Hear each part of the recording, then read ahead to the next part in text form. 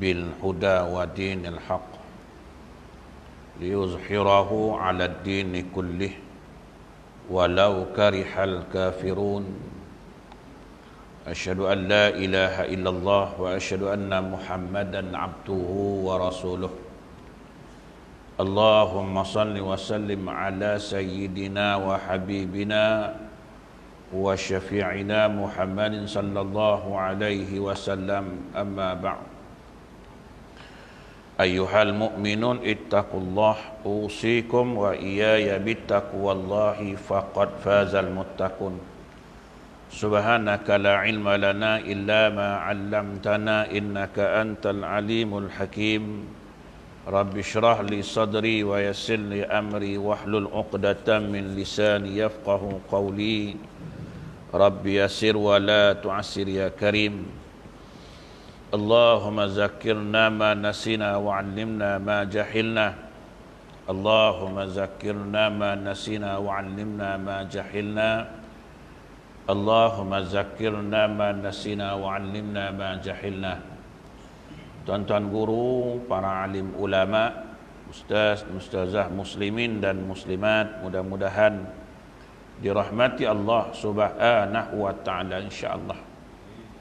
Pertamanya kita memanjatkan rasa syukur terhadap Allah Subhanahu wa taala kerana dengan limpah kurnia dan inayahnya kita masih lagi diberi kesempatan, masih lagi diberi peluang, kelapangan waktu, kesihatan yang baik sehingga kita sama-sama dapat melaksanakan tuntutan-tuntutan Allah Subhanahu wa taala dan meninggalkan segala larangan-larangan Allah Subhanahu wa taala insyaallah. Insyaallah pagi ini kita sama-sama duduk berkongsi sedikit ilmu yang dianugerahkan, sedikit ilmu yang dipinjamkan oleh Allah taala kepada kita. Mudah-mudahan dengan perkongsian yang sedikit ini kita mendapat keredaan, kita mendapat keampunan, rahmat dan kasih sayang Allah Subhanahu wa taala insyaallah. Insyaallah pagi ini kita berkongsi tentang pengertian sebenar yang kita ucapkan, iaitu dua kalimah syahadah. Suatu lafaz, satu perkataan yang sangat penting yang boleh menyebabkan seseorang itu diterima amalannya dan juga menyebabkan seseorang itu terbatal amalannya. Walaupun senang diucapkan, walaupun mudah diucapkan, tapi pengertian yang sebenar itu harus betul-betul kita faham.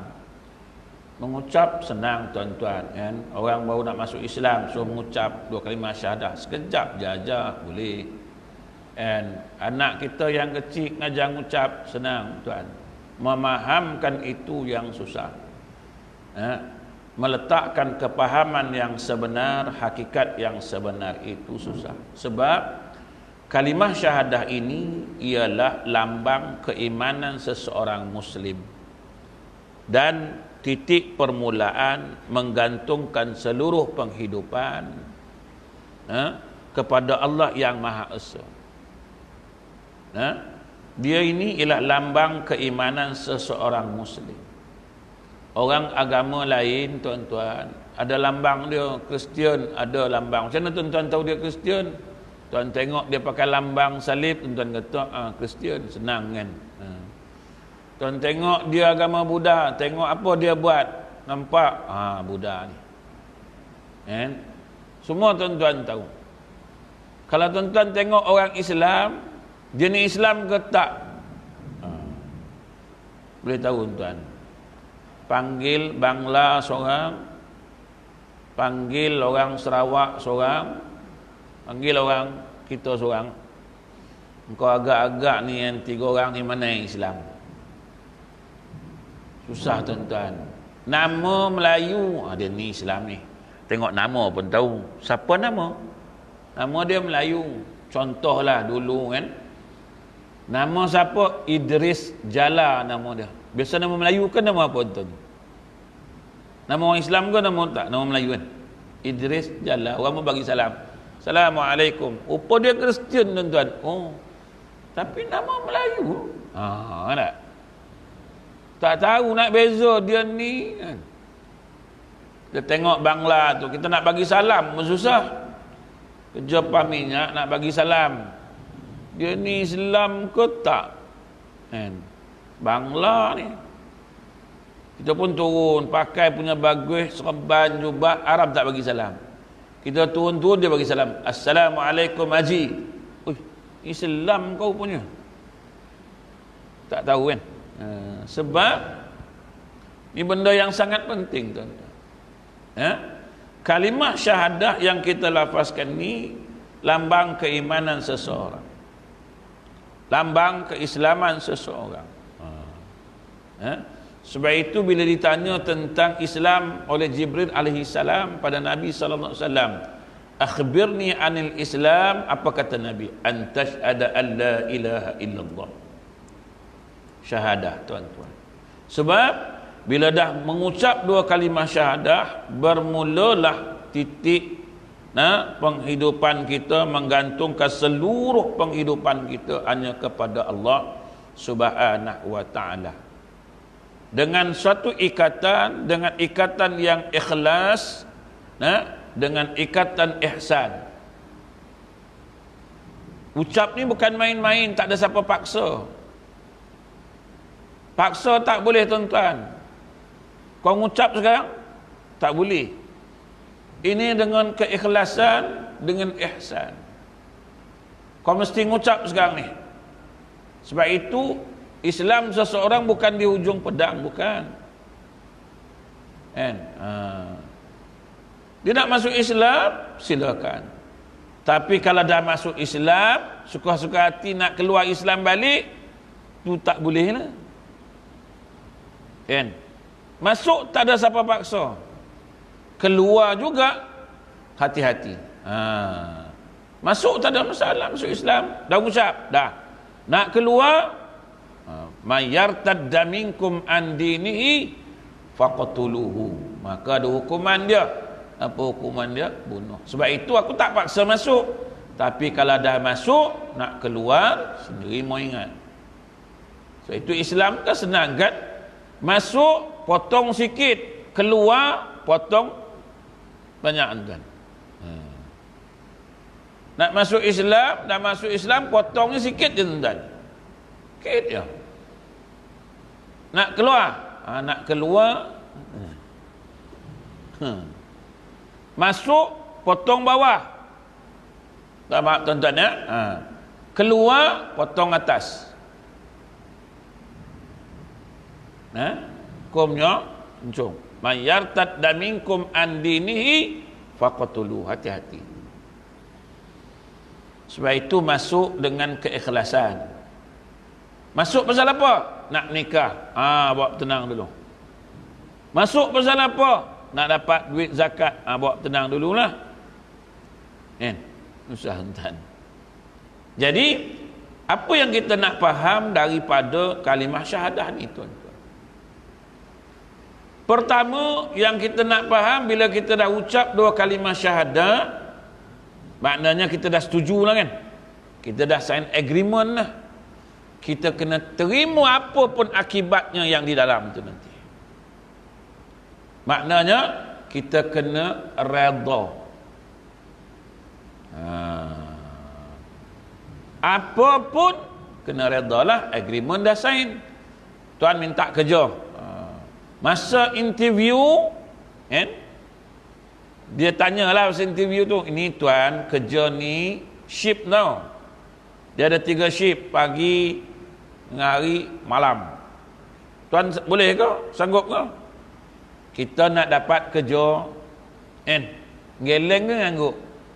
Angguk lah, sanggup. Saya tak ada masalah. Lagipun rumah saya dekat je dengan tempat ni.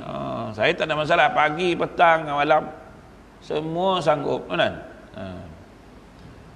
Tapi tuan, dia ni kan, ada cawangan-cawangan lah. Dia di Johor Bahru pun ada, Melaka pun ada, Perak pun ada, Kuala Lumpur pun ada. Jadi kadang-kadang tuan dihantar ke sana lah seminggu. Boleh ke? Tak ada masalah. Saya tak ada masalah. Kemana pun saya pergi, Sabah, Sarawak, Timur Barat, Utara, Selatan ni semua saya pergi. Kan? Sanggup? Tak. Habis semua dia tanya. Kan? Sebab sebelum dia bagi tu semua-semua tu, dia pun cakap gaji, allowance, itu, ini, seronok tak dengar? Seronok dengar. Seronok lah kan? Jadi kita pun sanggup lah pasal seronok. Nampak macam banyak je dapat, sebulan sampai 5-6 ribu dapat. Oh banyak, okey lah. Ship pun tak ada masalah lah, allowance ship pun ada. Lepas tu outstation pun, allowance outstation ada. Rumah makan tempat, apa ada masalah, syok lah. Allah Ta'ala pun janji juga syurga, nikmat-nikmat yang sangat-sangat yang tak terbayangkan. Seronok tak? Seronok. Kan? Bila dah dapat kerja, bila dah dapat kerja tuan-tuan, baru terasa penat dia lah. Tu yang nak buat melawan tu. Bila melawan, majikan dah mula menyampah. Kan? Apa yang kita fikir tuan-tuan? Fikir tentang majikan ke fikir tentang kita? Selalu kita fikir tentang majikan. Apalah ni semua tak kena majikan, bodoh betul lah bos ni. Itulah, inilah, aku dah buat macam-macam. Kita selalu fikir apa? Fikir dia. Bukan fikir diri kita kan? Dalam Islam, dia suruh muhasabah diri ke dia suruh muhasabah Allah Ta'ala? Dia suruh muhasabah diri kan? Sebab diri yang buat salah. Kalau tak, tuan dia tak marah lah, bos dia tak marah lah kan? Tapi kita selalu fikir siapa? Kita selalu fikir bos kita. Kita jarang fikir kita. Sebab itu Allah Ta'ala ni, dia tunjuk contoh kat manusia senang ya. Kan? Muhasabah diri. Kau jangan tanya kenapa aku buat ni, kenapa aku lakukan ini, kenapa aku bagi ni. Kau kena fikir, kenapa aku buat ni sehingga Allah Ta'ala marah kat aku? Kenapa aku lakukan ni sehingga Allah turunkan azab kat aku? Kenapa aku buat ini? Allah Ta'ala murka kat aku. Allah Ta'ala sifatnya maha sempurna, maha pengasih penyayang, maha mengetahui. Tapi kita duk fikir siapa? Kita selalu duk fikir Allah Ta'ala. Pasal apa Allah Ta'ala bagi ni? Pasal apa? Pasal itu yang kita tak minta ampun, tak bertaubat, payah nak minta ampun, payah nak bertaubat.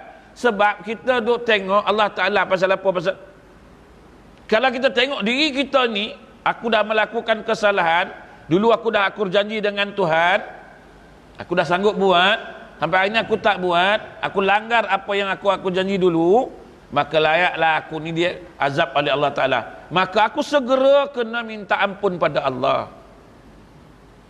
Tapi kita buat apa? Kita duk fikir pasal apa Allah turunkan ni, pasal apa Allah Ta'ala bagi ni. Sampai bila kita nak minta ampun? Sebab kita nampak Allah Ta'ala yang buat salah, bukan kita yang buat salah. Sedangkan Allah itu sifatnya sempurna.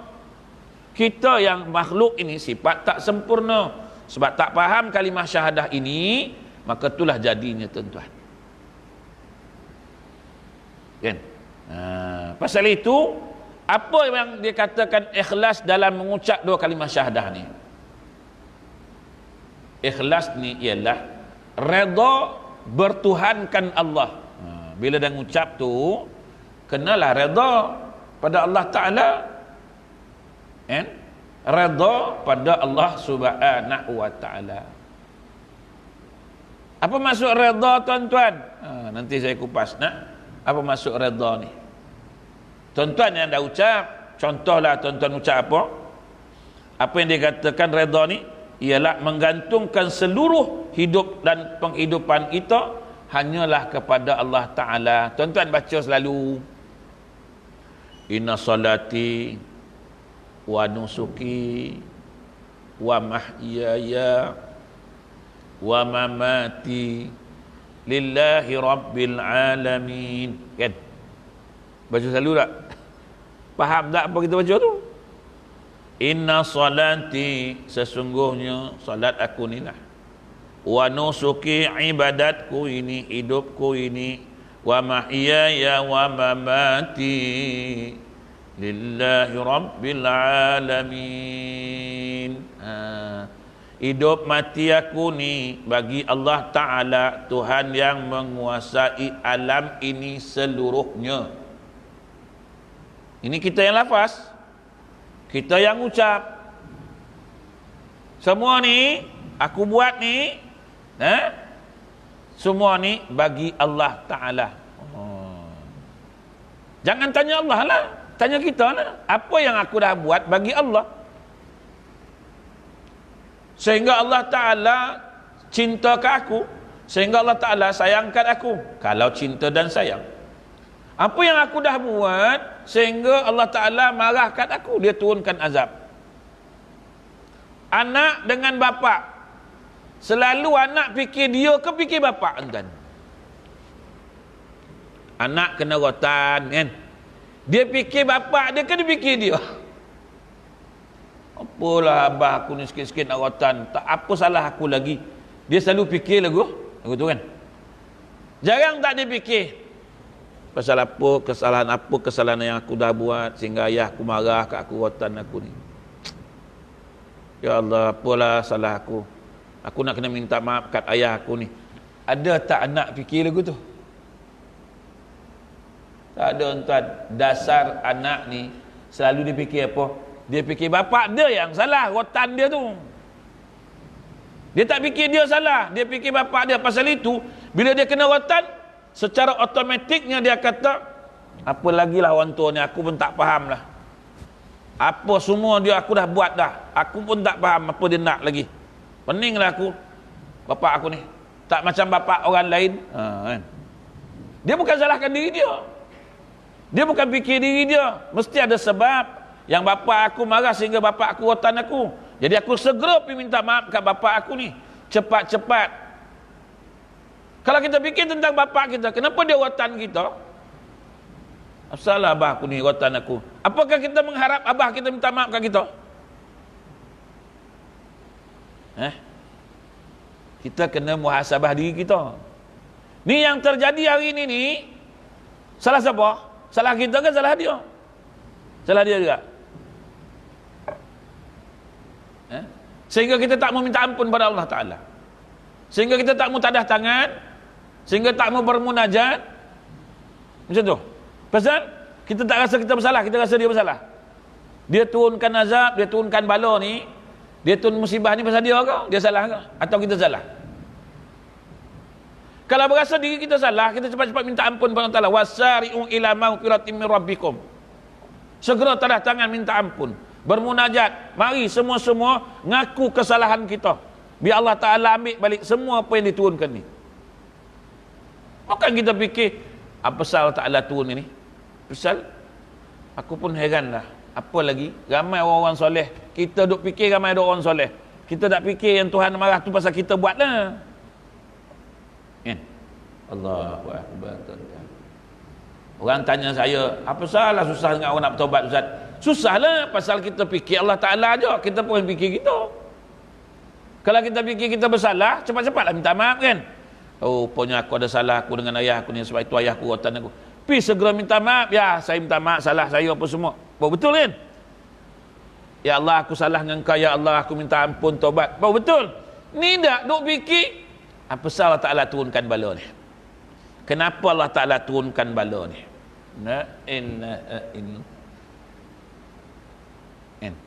Saya tu yang lambat tu, nak minta ampun, nak taubat, nak ngaku kalah dengan Tuhan. Nabi sebut banyak hadis tentang kata Nabi, Allah Ta'ala kata apa dalam sebuah hadisnya? Dia sebut orang yang membenci, orang yang menghalang kekasih-kekasih aku, maka dia telah mengisytiharkan perang dengan aku.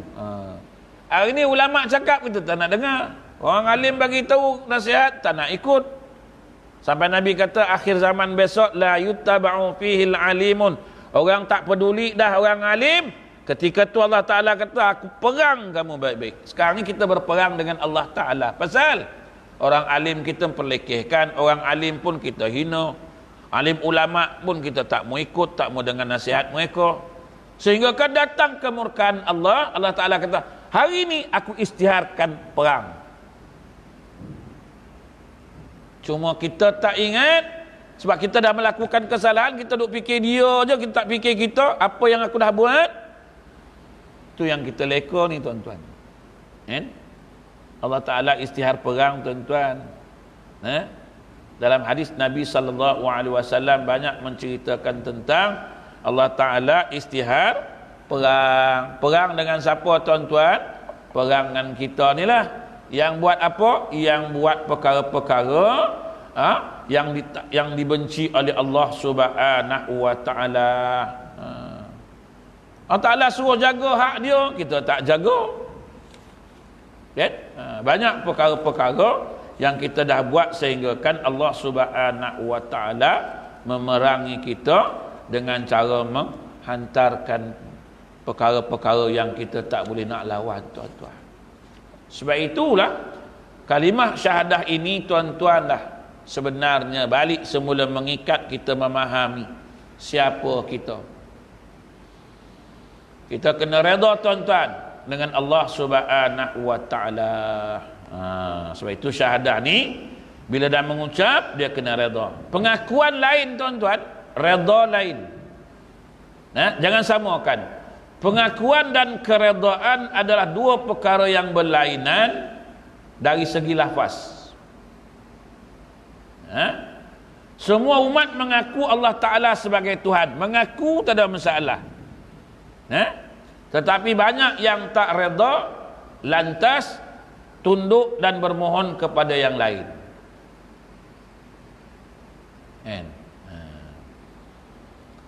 Kita nikah. Bila menikah, kenalah redha lah. Sebab dia nak nikah dengan kita pasal apa? Pasal sanggup lah nak nikah kan. Walaupun tak handsome, walaupun tak lawa, kau sanggup ke nikah dengan aku tak lawa? Sanggup. Kau sanggup ke nikah dengan aku masak tak pandai? Sanggup ke? Sanggup. Semua sanggup lah. Pasal nak nikah dengan dia tu sanggup belaka. Depan Tok Imam pun ngakulah ijab qabul. Imam belum habis lagi kita nak sambut dah kan. Aku nikahkan dikau dengan si Fulanah binti si Fulan dengan mas sekian-sekian tunai. Enjut jawab terus. Aku terima nikah si Fulanah binti si Fulan mas sekian tunai. Sah? Sah. Sah? Sah. Oh, tak ada tangan. Amin. Dah, ijab kabul. Lepas tu ada taklid tak? Ada lah kan. Semua ada lah. Bila dah ada, nikahlah.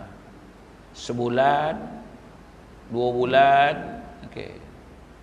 Lepas tu dah masuk 6 bulan.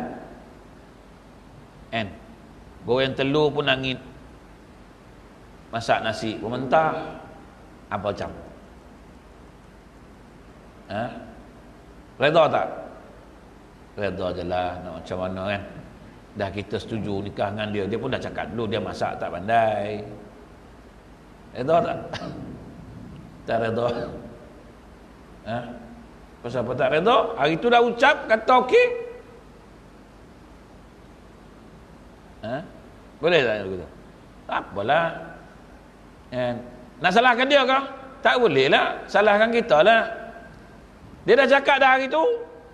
Tapi kau nak juga. Kau kata tak ada masalah. Tak ada masalah. Habis kenapa nak marah? Tak ada masalah. Pasal duk fikir dia lah, tak fikir kita. Cuba kita fikir kita. Aku yang sanggup, aku yang terima, aku yang tak kisah. Tak ada apalah. Mentah pun mentahlah, aku ajarlah masak nanti. Aku ajarlah elok-elok. Tak boleh marah dia. Sebab kau dah redha. Kan? Ni kita marah, menyesal aku kahwin dengan kau. Masak pun tak berguna, tak erti. Apalah orang telur pun hangit, masak nasi pun mentah, tak berguna. Boleh ke tu? Kita muhasabah diri kita lah. Pasal apa kita nak dia dulu? Apa tujuan kita nak nikah dengan dia? Dia pun macam tu juga. Kehidupan dia kena redha juga. Sebab waktu dia nak nikah kita, kita tanya dia. Saya tak ada apalah kan. Adalah kan. Honda tapi C70 je, bukan Honda Accord. Motor lah Honda C70 kan. Bukan Honda Accord, bukan Honda Civic, Honda C70 yang lampu belakang nyala tak nyala, lampu depan bulat tu pun nyala tak nyala ya. Dululah kan tuan kan, siapa pakai motor Honda tu isi minyak RM2 dah penuh kan. Itu je yang ada. Sanggup kah? Saya tak ada masalah, saya tak penting sangat benda-benda tu. Kan? Bila dah menikah sampai tua, Honda tu je yang ada ibu-ibu kan. Honda itu yang ada. Kok nak naik lah Honda EX5 pun tak ada. Bukan Honda Accord lagi. Naik tarap sikit lah. Honda EX5 lampu 4 segi punya lah. Tak naik-naik lampu bulat tu lah. Dia dah mula dah. Awak tahu tak? Saya pun rasa menyesal nikah dengan awak ni. Asal? Dia pun dulu sejak nikah Honda lampu bulat ni yalah. Tahulah awak ni bila lah nak berubah. Bukan nak pakai Honda Accord pun, Honda EX5 ya kan. Bulat pergi 4 segi pun tak boleh. Menyesal betul saya kahwin dengan. Boleh ke gitu? Boleh ke gitu? Kan? Tuan-tuan, kita yang cakap hari tu tak apa. Ibu-ibu kan, kita yang setuju. Kan? Kita yang setuju. Jadi Allah Ta'ala kata, kau setuju tak jadi hamba aku? Setuju, aku buatlah. Buatlah. Kalau kau tak buat, aku bagi ni. Aku bagi ni. Sebab itu dia suruh muhasabah diri. Kita jangan muhasabah orang, kita muhasabah diri sendiri. Sebab itu dia panggil muhasabatun nafs. Kita kena kira, hitung diri kita ni, jangan hitung orang lain. Kita tengok kesalahan kita ni, jangan tengok kesalahan orang lain. Kita tengok kekurangan kita, jangan tengok kekurangan orang lain. Tapi kita ni banyak tengok kekurangan orang lain, kesalahan orang lain. Sampaikan perangai ini kita bawa dengan Allah Ta'ala. Seolah-olah Allah Ta'ala tu sifat dia tak sempurna. Kenapa Allah bagi aku ni? Kenapa ini? Kenapa ni? Kenapa aku buat ini sehingga Allah Ta'ala marah ke aku ni? Tuan-tuan, ini baru redha bertuhankan Allah. Baru yang pertama ni tuan-tuan. Kau dah ngaku Tuhan tu, dia kata Allah Ta'ala sebagai Tuhan, tapi banyak yang tak redha, lantas tunduk dan bermohon kepada yang lain, dan menggantungkan pengharapan kita ni kepada yang lain dari Allah Ta'ala. Tuan-tuan, contoh, tuan-tuan nak pergi jalan kunci rumah. Okey, saya kunci rumah. Bila dah kunci, tuan-tuan menggantungkan pengharapan pada Allah Ta'ala ke, atau menggantungkan pengharapan pada usaha tuan-tuan pasal tuan-tuan dah kunci? Jujur-jujur ni surau ni. Biasanya kita dah nak pergi jalan kan, kunci rumah tak. Okey, menggantungkan seluruh apa yang kita buat ni pada Allah ataupun pada usaha kita yang kita kunci rumah tu. Orang pun tanya, mana Haji? Balik kampung. Tak risau ke bimbang ke rumah? Kunci dah semua. Kunci dah semua dah. Dalam, luar semua kunci. Kan? Ada tak kita kata, insya-Allah dah kunci, serahlah pada Allah Ta'ala, kan? Serahlah pada Allah Ta'ala semua tu, kan? Tu kerja dia lah, dia yang maha mengetahui, dia yang menjaga, dia yang tak tidur. Apalah, usaha dah sudah kan. Tu betul cara dia, dah usaha serah dengan Tuhan. Tapi tuan-tuan janganlah buat pula balik tak payah kunci. Mana Haji? Balik kampung, rumah tak kunci ke? Serah pada Tuhan. Tu bodoh nama, kan? Kita kena menggantungkan seluruh penghidupan kita pada Allah Ta'ala. Betul. Kuncilah. Tak payah. Tuhan tu maha mengetahui dia tak tidur. Memang dia tak tidur. Betul. Tapi cara tak kena. Menggantungkan seluruh penghidupan, Allah Ta'ala bagi akal, apa nak kena buat dulu? Usahalah. Usaha kita apa? Walaupun tak beri bekas, kunci dulu. Ada usaha kita sebagai makhluk. Lepas dah usaha, ya Allah, kau peliharalah rumah aku ni, ya Allah. Kau jangan bagi musuh-musuh nampak rumah aku ni, ya Allah. Kau jangan bagi orang yang khianat rumah aku ni, ya Allah. Kan? Jangan bagi nampak orang yang nak mengkhianati rumah aku ni, ya Allah. Peliharalah rumah aku ni, ya Allah.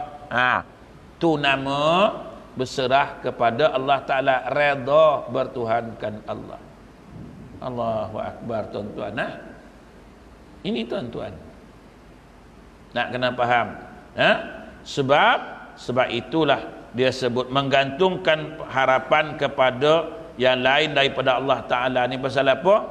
Sebab kita masih tak redha dengan Allah, tak percaya dengan Allah, walaupun kita dah lafaz asyhadu an la ilaha illallah, tak ada siapa-siapa melainkan Kau ya Allah. Tu makna senangnya, semua ni tak ada apa-apa, semua ni ialah hanya melainkan Engkau je ya Allah. Susah. Bab ini pun payah nak faham, tuan-tuan, kan. Satu, kita lebih banyak menggantungkan seluruh penghidupan kita kepada makhluk, bukan kepada Allah Subhanahu wa Ta'ala. Banyak menggantungkan seluruh penghidupan ni kepada makhluk, bukan pada Allah. So itu kita payah nak menggantungkannya, payah nak berdoa, payah nak bermunajat, nak mohon pada Allah. Payah nak ngadu pada Allah, semua payah.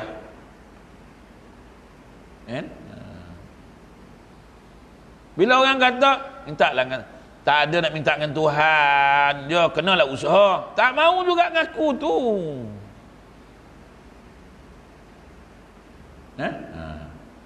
Ara'aita man ittakhaza ilahahu hawa, apakah tidak kamu perhatikan wahai Muhammad, mereka yang menjadikan hawa nafsunya sebagai Tuhan, tak mau tunduk kat aku, tak mau ngaku dengan aku ni, tak mau ngaku kesalahan dia. Dia dipikir salah aku aja.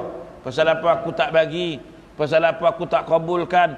Dia duk salah aku sebab dia tak pernah fikir diri dia.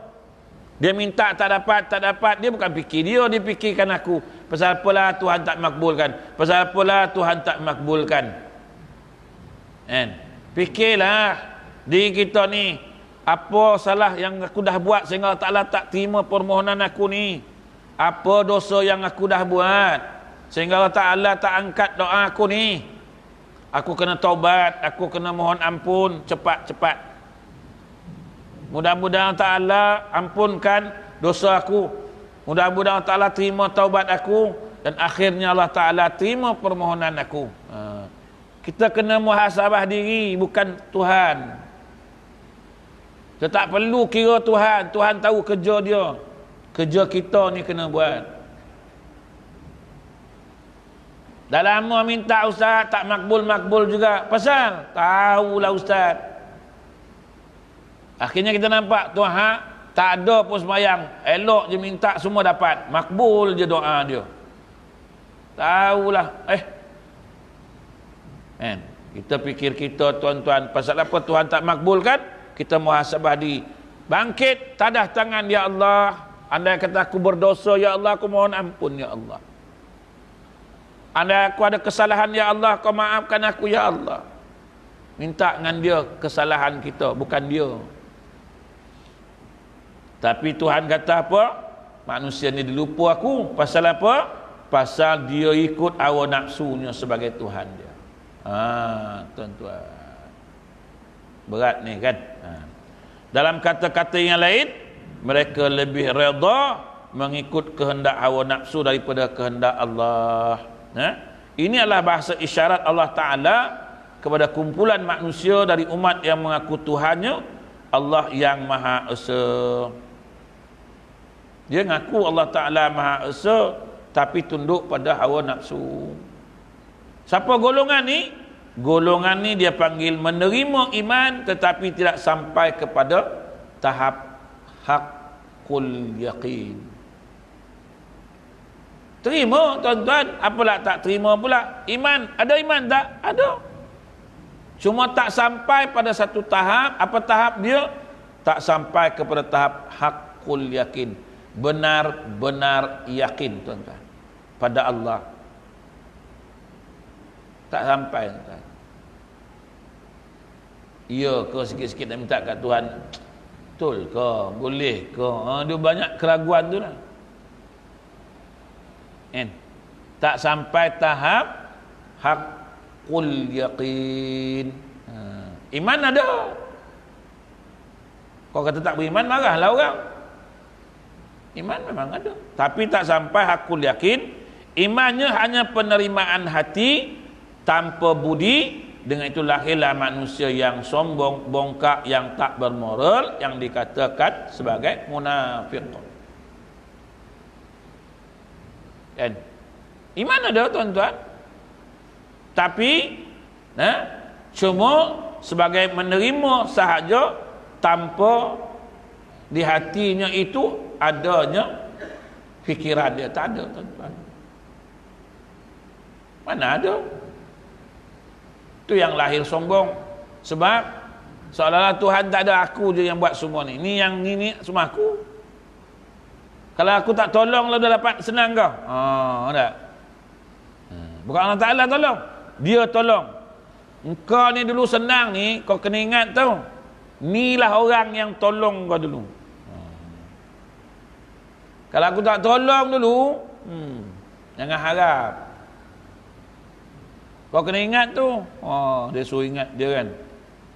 Sabit dengan saya lah ni boleh jadi imam. Kalau tak saya dulu, imam pun tak boleh tu. Imam pun cakap, ya betul. Aku faham, aku tahu.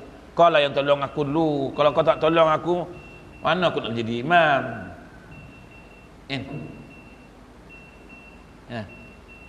Bapak pun kata, kau kena ingat, abah lah yang sekolah kau dulu. Kalau abah tak sekolah dulu, hidup senang kau. Dapat kau jadi macam ni. Anak pun kata, yalah memanglah abah lah yang bagi duit semua-semua dulu. Kalau tak saya bangang lah abah. Tanamkan jiwa itu dalam hati kita ni, benda tu. Sama kita tanamkan benda tu. Aku ni, jaya ni, pasal abah aku lah dulu. Kalau tak kena abah aku dulu, ada. Tuhan kata, lupa kau kat aku. Kejayaan kau tu akulah yang bagi tu. Yang bagi pinjam tu aku lah. Yang bagi pangkat kedudukan tu aku lah. Yang bagi sifat pemurah tu akulah, kata Tuhan, bagi pinjam. Satu orang tu boleh bagi kat kau. Kalau aku tak bagi pinjam sifat pemurah aku tu, walaupun dia kaya, dia bakhil nak mampus, kupang kau tak dapat. Siapa sebenarnya tuan-tuan? Hakikat sebenarnya dia lah kan. Macam orang katalah, kenapa menung-menung je?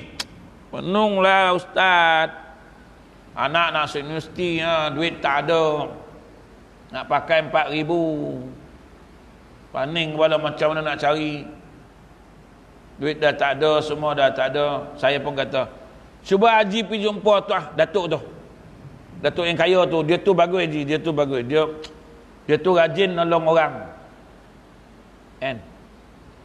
Haji pun tak berlengah lagi, start motor pergi jumpa orang tu, jumpa datuk tu lah kan. Tak dilayan kat datuk tu. Haji nak salah datuk ke, salah saya ke, salah siapa? Ustaz kata okey, apa okey? Layan pun tak, kan takut tu, bakhil, sombong pula tu. Haji salahkan ustaz kata, ustaz apa? Ustaz kata okey, mana okeynya? Sekupang pun tak dapat.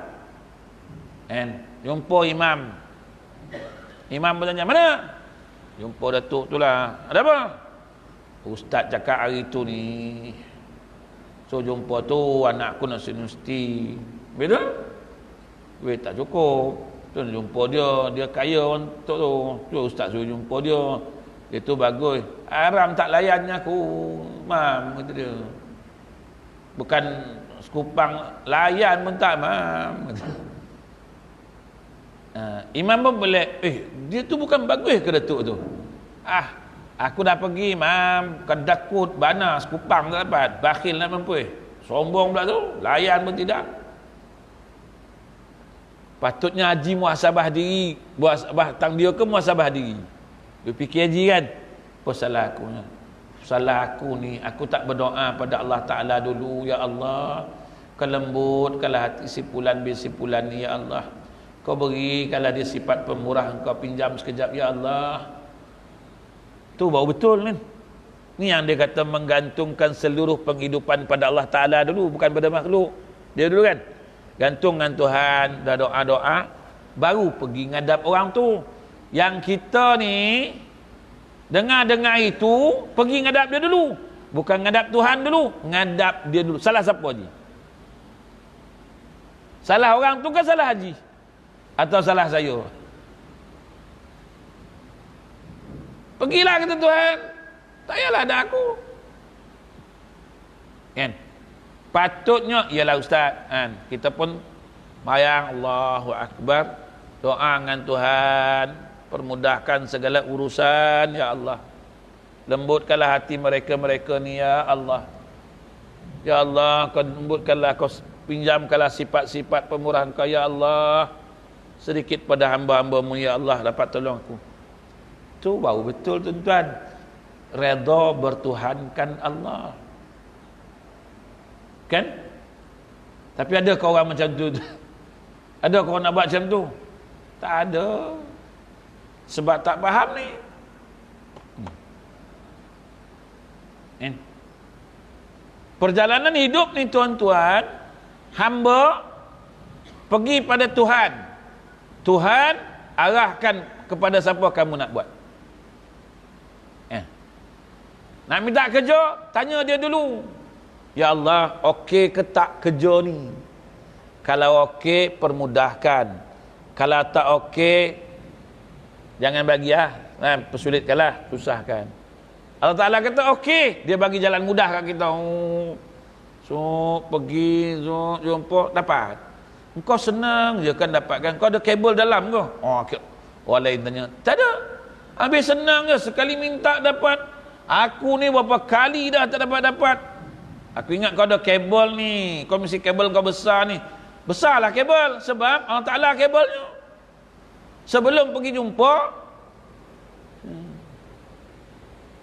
tu guna doa kan. Doa tu apa? Nak katakan menggantungkan seluruh penghidupan kita ni pada dia. Dengan jalan bagaimana? Doa nak. Kita ni tinggal ni kan? Cuba nak buat apa-apa, balik ke dia dulu. Sakit, doa dulu kat dia, ya Allah, kalau sakit ni baik bagi aku ya Allah, aku redha ya Allah. Tapi kalau sembuh terlebih baik bagi aku ya Allah, Engkau lah Maha Penyembuh, Engkau lah mengetahui ubatnya, penawarnya ya Allah. Kau sembuhkanlah aku ya Allah, berilah petunjuk jalan keluarnya ya Allah. Ni adakah kita buat lagu tu? Ni yang dia kata redha bertuhankan Allah Ta'ala. Semua akan kembali kepada Allah, semua akan kembali kehidupan ini pada Allah Ta'ala. Balik semua pada Allah Ta'ala, semua balik pada Allah Ta'ala, semua balik pada dia, balik pada dia. Sebab dia yang maha mengetahui, dia yang maha kaya, dia yang maha berkuasa, dia yang maha memiliki, semua dia, milik dia. Baliklah pada dia, balik pada dia. Apa yang susah sangat? Ni hari ni semua ni kan, ni semua dari dia kan. Baliklah kat dia, balik semula, tanyalah, tak mana ni, tak nak merasa diri hebat, tak nak menggantungkan harapan kita pada Allah. Akhirnya Tuhan biarkan kita, buatlah. Kita pun pening, kejap turun, kejap naik, kejap turun, kejap naik. Kejap turun mendadak, kejap naik mendadak. Kita pun duk fikir, apa salah jadi macam ni? Tak ada rasa fikir. Selagi kita tak balik pada Allah. Jadi hari pun dah pukul 7 lebih tuan-tuan. Lama-lama tuan-tuan kuliah subuh ni. Jadi tuan-tuan, ini baru satu kalimah syahadahnya, pengertian ikhlas, redha bertuhankan Allah. Sekarang ni kita redha ke tak redha? Kalau kita redha, baliklah pada Allah. Kalau tak redha, tanggunglah musibah. Nak buat macam mana? Kan? Kalau tak, balik pada Allah. Apapun urusan, kembali pada Allah. Sakit, susah, semua balik pada Allah. Tanya dia. Dia maha mengetahui. Tanya dia. Jangan kita sombong. Jangan kita jadi manusia yang sombong sampai tak nak tanya pada yang maha mengetahui. Kita jangan tanya orang yang tak mengetahui. Tuhan kata yang mengetahui ni aku, yang kaya aku. Jadi kalau nak minta tolong dekat orang kaya, bukan tolong dekat orang apa kedana. Imam susah, saya apa kedana. Datang imam, ustaz, saya ni ustaz, bulan ni teruk tu lah ustaz. Kenapa Haji? Kenapa mam? RM2 tinggal ustaz bulan ni ustaz. Allah ustaz, boleh tolong tak ustaz? Imam ada gak RM2, saya sekupang tak ada mam. Siapa suruh jumpa saya yang apa kedana ni? Imam patut jumpa yang kaya. Jumpa yang apa kedana, apa yang dapat? Siapa yang kaya? Allah Ta'ala. Patahlah pada Allah Ta'ala. Allah Ta'ala lah yang tunjukkan kekayaan aku ni. Aku ada bagi dekat si Fulan bin si Fulan. Aku ada simpan dekat si Fulan bin si Fulan. Kau pergi jumpa dia. Dia tunjuk. Dan aku ada duit tapi dekat bank. Nanti aku pergi bank dulu. Macam tu. Tanya dia dulu kan. Sebab dia yang tahu. Milik dia. Harta dia. Kan? Jadi tuan-tuan, saya rasa cukup setakat itu. InsyaAllah kita jumpa lagi di lain waktu. Mudah-mudahan kita doa sama-sama. Mudah-mudahan apa yang berlaku hari ini diangkat oleh Allah Ta'ala, kan? Berkat doa-doa para alim ulama, insyaAllah mudah-mudahan semuanya akan kembali. Mereka-mereka yang ingat, maka kita kena ingat selalu pada Allah.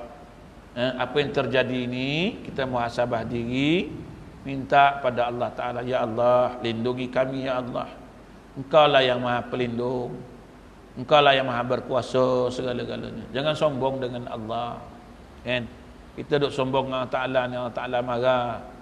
Aku dah bagi pun kau masih juga tak lagi ingatkan aku. Jadi tuan-tuan, cukup setakat itu pagi ini. InsyaAllah kita jumpa lagi di lain waktu. Mudah-mudahan kita terhindar dari segala musibah, wabak, penyakit dan sebagainya dengan izin Allah Subhanahu wa taala.